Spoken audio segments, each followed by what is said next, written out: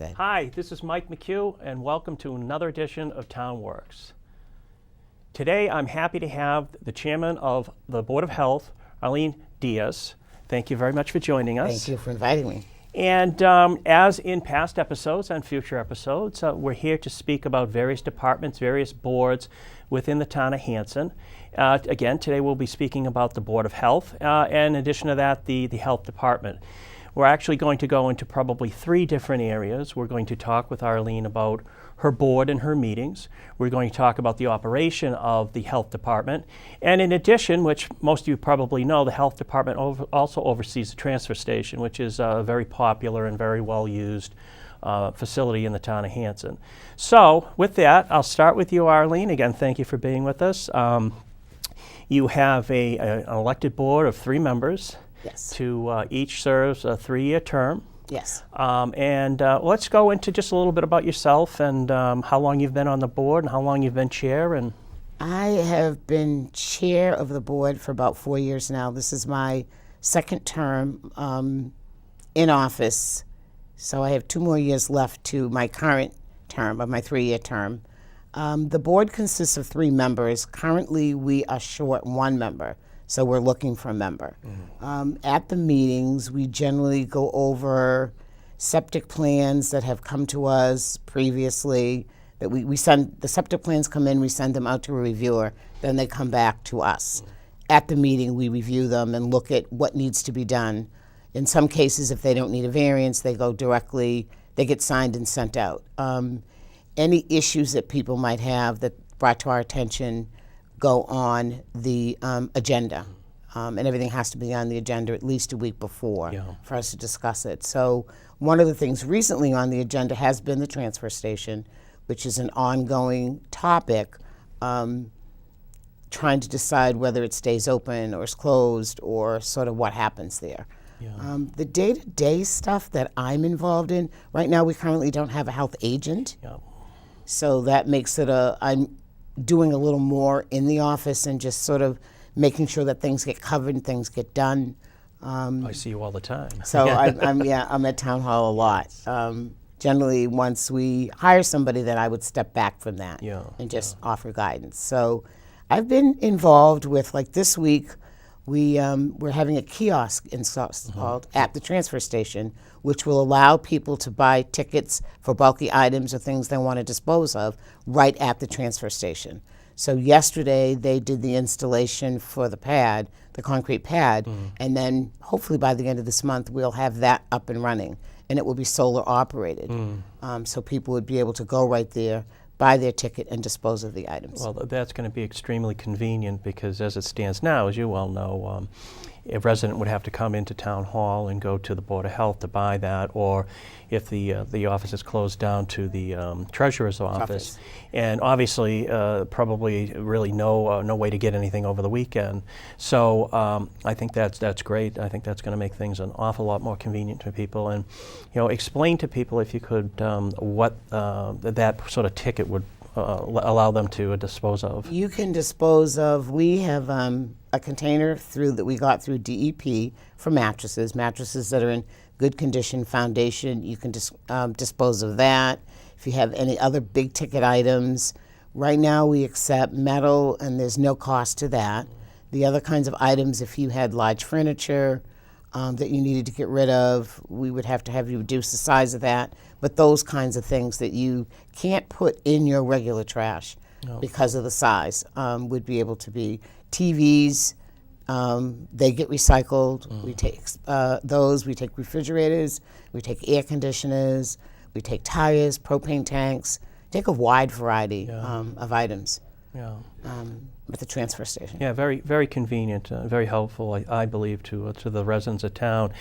Your meetings typically are Tuesdays at 4 o'clock. We try to meet the first Tuesday of the month, unless there's a holiday, or if there's town meeting in May and October, we push it to the 2nd, and they're at 4 o'clock. We used to have them in the evening, but we found that the people that had to come to the meeting, like the engineers, it was easier for them to do it earlier in the day. so we moved it to 4 o'clock. And I've sat in on a few of your meetings here and there, and as you said, the preponderance of discussion, as far as I can tell, are septic system, systems. Title V, and in a town like Hanson where we don't have public sewer, it's obviously a very important thing. You perform a very important role, and it's probably not a household in the town of Hanson that hasn't at some point in time sought your guidance or your help in doing something. So do you often permit wells? I believe that also comes under the Board of Health. We do permit wells for people that when they come in, and we also do a lot of inspections in terms of we do food inspections for all businesses that sell food in Hanson. So, and those are done at least twice a year. Yeah. So at least every 6 months they're done. Yeah, by if state people have statute. complaints, we then follow up on complaints. But yeah, so we do that. We do the wells, and the large majority of what we do is septic. But we handle hauler regulations. We handle permitting for anybody who wants to provide that service in the town of Hanson. In January, they have to apply for a new permit, and they have to be permitted to be able to provide that service in Hanson. We also then provide permits for all of the restaurants and shops that sell food. They're permitted on an annual basis, so we follow up to make sure that they have all the accreditations that they need. Like everyone needs ServSafe. They have to have at least one person on duty when they're open that has that. And those are generally kind of the permits that we do food permits for catering, for Camp Kiwanee. Yep. I think that's pretty much it. We also do installers.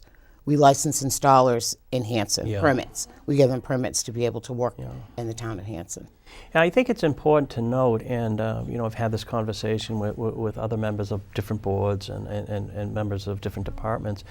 I think that's important to note that your board, your office is really there to help people as opposed to inhibit them. And I think that's important for people to know that if they have issues, they can come to you, they can come to the people in the office, and you can collaboratively try to work through things. And it's really doesn't need to get to the point where we have to talk enforcement. I mean, unfortunately, that will happen every so often. Right. But your office, as most offices, well, I should say all offices in Town Hall, they have open doors. People are there to assist and help and make sure that, that business or that function is just doing things right, not only for themselves, but for the health and the welfare and the safety of the people of the town of Hanson. And I've obviously had many, many interactions with you and with Teresa and with your board and with past health agents, and I've always found them to be extremely helpful. And I would encourage people to, if they have issues, to come before they reach ahead, before they get to the point where there could be an issue, to come to you guys and work something like that out. So. That, and if they have an idea about something they'd like to see changed or something they feel needs to be improved, we would welcome people coming in to do that. What I would like to do, which we haven't been able to do so far, is offer more health information, more health promotion. So at some point when we get a health agent, that I would be willing to focus on providing that. I've talked to people already about maybe in the spring coming and providing us with updates, say, on infectious disease, ticks, mosquitoes, that kind of stuff, before the season starts in again, and make that available to people. I know that it certainly, in other towns, it had the ability to do such. Flu clinics, flu shots have been put on, and I know, having known you for quite some time now, that you really would like to move forward and do an awful lot of those things. It's interesting you touch upon infectious diseases, but your department also, your office also handles reporting and checking in on those things. Fortunately, they're few and far between, but with a few times that they are reported, I imagine you go back to the state, and those sorts of things need to be tracked, again, for the health and the welfare of the people of Hanson, and well, for the region, really. Right. We have Norwell VNA that checks the state system, which is called MAVEN, every month, and gets reports for anything that's a reportable disease. The report comes to them, and then they send it to us. And I find that Lyme disease is almost every month and through the entire year on the list. So there's no sort of real season. It's not any worse in December than it is in June. But it's still one of those things. I think in the spring is a good time to bring it to people's attention to make sure that they're doing everything that they can to protect themselves. But yeah, we get a list of those each month. And they provide follow-up for us as well. And I think it's actually also sort of along those lines. I think it's interesting to note that you're a registered nurse. I mean, you're a professional in the field. I'm a licensed practical nurse. Yeah. So Yes. you couldn't have a better nexus between your profession and what you do as a volunteer for the town of Hanson. That's wonderful. Why don't we talk a little bit now about the transfer station? We touched upon it before. It's open, if I'm correct, it's open Friday through Tuesday. Yes. From 8:30 to 4:45. Yes. With a break for lunch, obviously. Yes. And I know that things have changed a little bit. As you said, we're going through a little bit of, well, not a little bit. We're taking a hard look at how it's running right now for budget reasons. And a lot of that has to do with forces completely out of the control of the town of Hanson, actually out of the control of pretty much every municipality in the United States. Right. And that all relates back to the fact that overseas they're not taking the recycling like they used to. It's not worth trying to get into too deeply here, but that has had an impact on the town of Hanson and every town on the South Shore, and again probably across the country. And as we try to manage and move around that, I think it's important to touch upon, if you would please, the type of things that we accept for recycle, because there are some things that people don't realize. Even myself, up until not that long ago, I didn't realize that you weren't supposed to recycle pizza boxes because they had been contaminated by food. It wasn't up too long ago I realized, or I was told, you're not supposed to recycle the plastic bags that you get from Shaw's because it jams up the machinery. So there's different things, and I get calls every once in a while in my office concerning what I can recycle and what I can't recycle, and I'm not really the person to ask. You are, so maybe you could enlighten those that are watching. Yeah, the pizza boxes I at home will take them apart. If part of it is soiled, that has to go in the trash. Yeah. But if I can save part of it and put it in the corrugated, I will do that as well. But there are tons of things, and Christmas time every year, I think people have forgotten that wrapping paper is something that can't be recycled. The plastic bags do present a huge problem. There's a lot of talk now with a lot of the communities in the South Shore debating whether or not they want to have a plastic bag ban. Yes. But it does create a problem when it comes through for recycling because the product doesn't break down. So we encourage people to bring their bags back to the stores, and all of the stores have containers where it can be recycled into other plastic products. There are ways to reuse it, it's just we can't in our stream. Yeah. Some of the other things that present problems is anything that has a cord. The companies that process the recycling call them tanglers because then they get caught up in the machinery and cause slowdown of production or stoppage of production. So as much plastic as we can keep out of, especially the plastic bags, out of the trash. I think sometimes I often go to South Shore Recycling's website to look up stuff because I'm not sure about it. The plastic, because it's plastic doesn't mean it's necessarily recyclable. So you really have to look at the number, and we're going to be coming out with a list of numbers on the plastics that are acceptable because that has changed recently. But like cardboard cartons like juice that comes in have that waxy substance. Those you can't recycle. Like the old-fashioned milk cartons we used to get in school. Like the old-fashioned milk cartons. Sure. Those are not recycled. I had a discussion this morning with someone that said frozen food packaging sometimes has waxy container contents, and that can't be recycled. So, and that's another thing that we hope to be doing is having an event or having a time that people can come in and ask questions or have information available for what is recyclable and what's not, and not having that conversation when they pull into the transfer station and then they're upset because they planned on recycling something and now they can't do it. And just reminding people that you can bring your recyclable things in a plastic bag. You just can't put it in the recycling container. And just making sure that we're giving the people as much information as we can, Sure. the townspeople. You know, it's funny because just today I got a call from somebody, a new resident to town, and they were asking about the transfer station, and they were asking about how to get rid of rubbish. And I informed them of the way things have worked, and the fact that it's a pay as you throw, and that you can purchase the bags at Shaw's.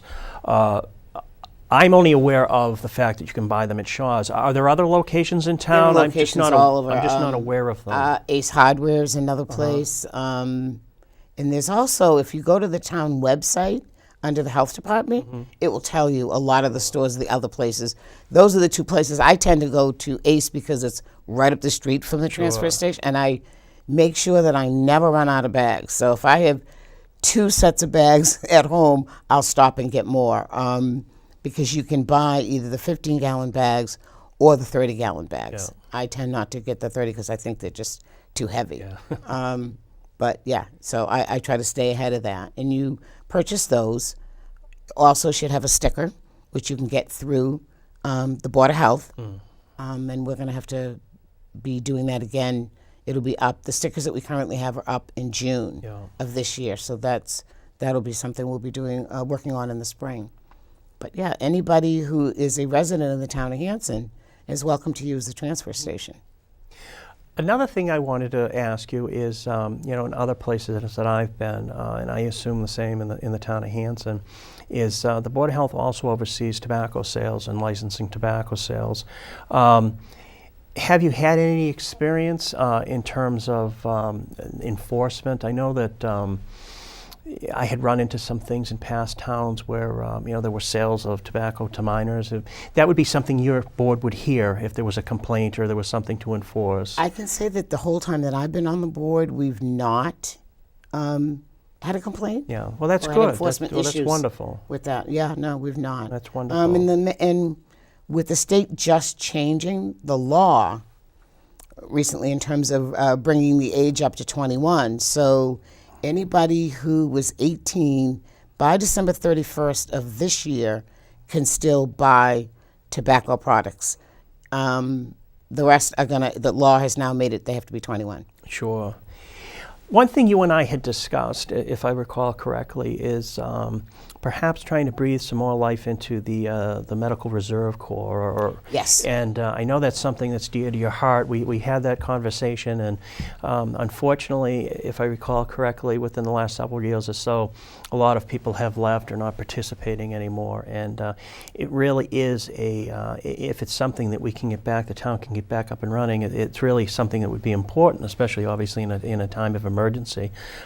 Maybe, again, it's also steps into across the line into your profession. Maybe you'd like to talk a little bit about that, maybe make a pitch to, if there's anybody out there watching that may have an interest to participate. Yeah, probably like 10 years ago, we had a more active group, which was for emergency dispensing. A lot of the volunteers from that group now attend meetings in Duxbury, because Duxbury has the Bay MRC, Medical Reserve Corps. There are people from Marshfield, Pembroke, Hanson, Whitman. We all meet on a monthly basis for training, and it's volunteers. So if we needed to open a shelter for whatever reason, or an emergency dispensing site, we needed to give out medication or injections, that we have a plan for that. But with that, we need volunteers, and we need volunteers with all kinds of skills. We're going to need people that would do registration. It can be medical, it can be non-medical. But we do have ongoing monthly trainings, and we're always looking for volunteers to help out with that. Now, I may be mistaken, but I believe you also, at one point, we had a conversation about compost bins, or? Yes. Yes, so Yes. maybe you'd like to tell our audience a little bit about that. Yes, the town has compost bins available for $25. You can pay at the Board of Health and pick them up at the transfer station. That's another thing in the spring. I purchased one, was going to make it more people aware that we have them available for people, and that it takes just more food waste out of the trash and reduces your trash in that way. Yeah, I've gotten a lot of use out of my composter, a lot, and just want to make sure that people know that they are available. Now, another thing that I'm asked, and probably I'm asked a lot of different questions because most of the phone calls come through our office between Mary and myself, is in terms of sharps disposal.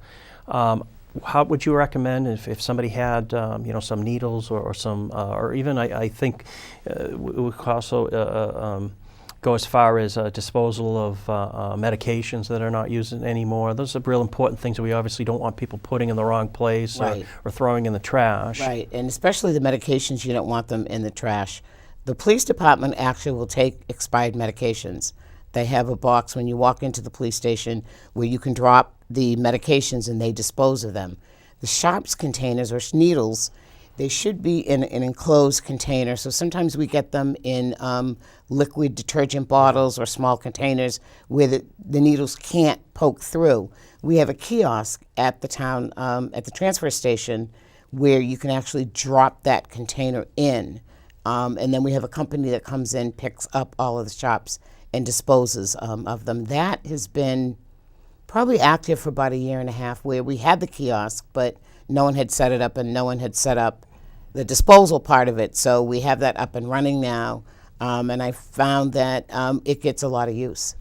I think it's important, and it was probably only a few years or so ago, maybe a little longer, but people used to actually flush medications down the toilet, and that's a no-no. And they got into the water supply. Yeah, exactly. So it's important for people to know that there are these resources, whether they're at town hall or whether they're at the police department or whether they're somewhere in the region. If we just don't have something set up, these are phone calls that can be made to your office. Obviously, the phone calls, if they come to our office, we'll try. People should call the office if they have questions, concerns, and again, if they have ideas about things that we're not doing or things that we could do better. I would appreciate them calling the office.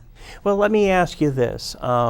Where do you see the department going in the future? As you've mentioned, we're kind of, or I should say, technically you're between things in terms of an agent, and you and I together, along with members of your department, have been working to, move forward to try to fill that position. And there's some difficulties in that I think people can appreciate. Is you don't necessarily find a health agent, wherever you look, and we're actually currently in a bit of competition with some other towns. So 2 or 3 other towns on the South Shore. But you're comfortable right now. We've had these discussions. Things are being done. Things are being covered. Everything is honky-dory, as they say. But I know that I shouldn't say if, but when we have someone in place, there's some other things I'm sure that you'd like to see the department do going forward. And maybe you could touch upon some of your ideas of the future. I think you've said a few here and there right now, but this is your opportunity maybe to give a forecast as to where your board will be and where the department will be. I definitely would like to see a lot more health education and getting information out to people and making sure that people understand that there are lots of resources we have in terms of information at the Board of Health. I think people just come to the Board of Health for their transfer station sticker or to buy trip tickets and don't realize that there's other information and other resources for us. But I really would like to focus on more health information because I think we don't have a public nurse that works in the town. So it really would be nice to be able to provide information to people on an ongoing basis, especially emerging things that they need to be aware of, things that are preventative, that we can then give them the information, again, like ticks, mosquitoes, in the spring, telling them what they need to start doing then to get ready for the season. Maybe something like a health fair, or I'm sure there's all sorts of things that you could probably be doing. Again, when we get back to where we have been in your position. And it's important to note, too, and some people are not really clear on where the lines are sometimes, that the Board of Health is a separately elected board, and the Board of Health, in and of itself, hires and oversees the health agent. Yes. You're autonomous, and if I'm not mistaken, even if you weren't elected, if you were an appointed board, there are certain state statutes that give this board, your board, the authority over certain things and certain individuals. But that being said, it's important for people to know our relationship, the relationship between our departments, the relationship between your department and other. It's just wonderful. We all work together. We meet on a regular basis on matters that cross lines. I come up and ask advice of you. You come and ask advice of me. Yes. We work together very, very well collaboratively. And again, you have a relationship as well with the planning board and with the conservation board, because there's a lot of crossover, and it's all been working fabulously as far as I'm concerned. It really everybody pulls and tries to go in the same direction, and it's really important to keep those lines of communication open, and they certainly are, and it just adds to the success, not just only for your operation but for town hall and the townspeople. Yeah, and that's been important to me, that there has been an ongoing relationship between the Board of Selectmen and the Board of Health, even though we don't fall under the Board of Selectmen. That's always been very important to me. As I know in the past, there's been issues where there's contentions, and I feel like we're all working together for the same goal, and so we should be able to do that, and there shouldn't be issues that stop us from doing that. Exactly. And again, I've always appreciated not only the camaraderie between both ourselves and our departments, but your friendship and your advice, and it really makes all of our work experience that much better. We've only got a few minutes left. I wanted to, because I think it's important, and you touched upon it earlier, actually, as we started the discussion, to note that you are down one member. Yes. And that if anyone has an interest in filling that particular role, that they should get in touch with your board, or they could get in touch with me, and I'll give them the right information. That if we had someone who was interested, it would be a joint appointment between the Board of Selectmen and the Health, the Board of Health, to fill the current vacant seat. Fill the current vacant seat, and that current vacant seat, I believe that current vacant seat is also up for election. Yes. At the annual town meeting, the annual town elections. Yes. So it really, I would imagine, it probably is difficult at times when you only have two members. I know your other member, and I respect your other member, and I know that you work very well with him. But there are times where there are differences of opinions, with anything, and the fact that there's only two members of a three-member board kind of could cause difficulties. So I don't think, maybe you can touch upon, and we'll end with this, the time commitment you see in terms of being a member of the Board of Health.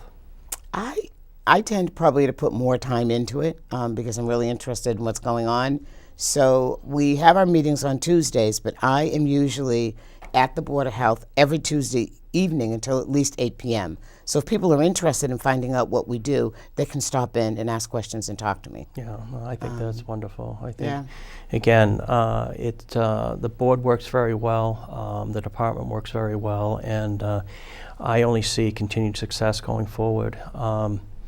So with that, in closing, is there anything you'd like to say to the people of Hanson? I would want the people of Hanson to come and ask questions, seek information from the board. Come in, we're friendly, and I'm there every Tuesday evening, so stop by. That's great. Well, Arlene, thank you very much for joining me. I look forward to probably see you tomorrow. And with that, I'd like to thank everyone for tuning in. This was, again, another edition of TownWorks.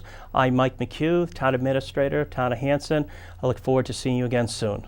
Thank you.